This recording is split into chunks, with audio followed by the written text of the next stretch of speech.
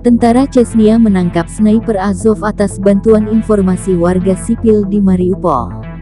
Detik-detik sniper Ukraina ditangkap prajurit Chechnya diunggah kanal Instagram Presiden Ramzan Kadyrov, dikutip Tribun Timur hari ini. Terus berjuang saudaraku sampai hama Azov dan Nazi bersih dari sana. Selalu waspada dan perlakukan siapapun yang tidak berdaya dengan baik. Demikian keterangan video, dikutip Tribun Timur.